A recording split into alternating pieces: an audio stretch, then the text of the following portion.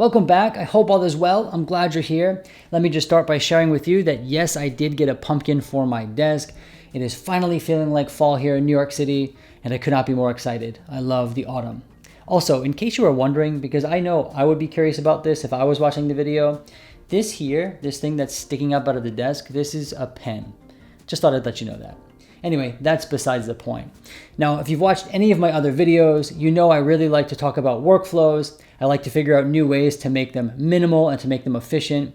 And so today I'm going to talk to you about a few things that I do before I even start seeing clients, things that I do every day that help make my workflow much more efficient.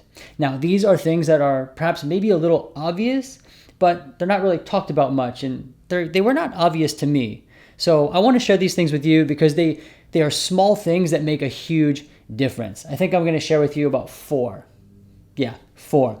Anyway, let's go ahead and get started. But before we do, if you haven't done so already, please do go ahead and subscribe down below and hit the thumbs up button on this video. It really is helpful, but only if you want to. There's no pressure. So like I said, everything I'm going to share with you today, I do before seeing my first client. I would consider all of this part of my pre-work routine. And let me show you the first one. It's actually right here. So this right here, I think this is called a carafe. I have no clue. Anyway, this is something that holds water. I got this from Target. You know what it does. Anyway, I have this so that I do not need to keep getting up and refilling my cup. Right? It sounds quite obvious, but I found myself like getting up and refilling my cup. And then when I'm doing that, I'm checking my phone, I'm getting quite distracted. So actually just to be able to reach over and pour myself a glass of water, which is obviously needed, is really helpful and saves me a lot of time.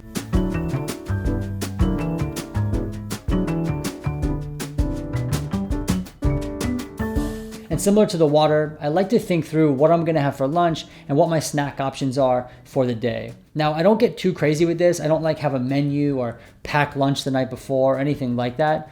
But I want to have a sense of what's available, what I'm gonna have before I start my day. Now, this is because in virtual practice, there's kind of this illusion that because you don't have like a built-in lunchtime like you would at an agency or something, that you can just have lunch whenever and you don't really think much about it. I guess before, when I worked in a hospital setting, you had like a lunchtime built in. So you went to work and you knew you were gonna have lunch and you brought lunch with you.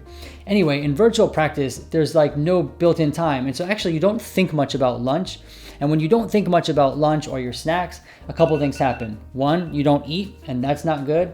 Or 2, you haven't thought about what you're gonna eat. And then you spend a whole bunch of time thinking about what you can get, where can you go, and you waste a whole lot of time. I found that thinking through lunch and thinking through snacks before seeing my first client for the day has been really helpful. And this one is not food or drink related, but this is arguably the most important thing that saves me the most time in my practice.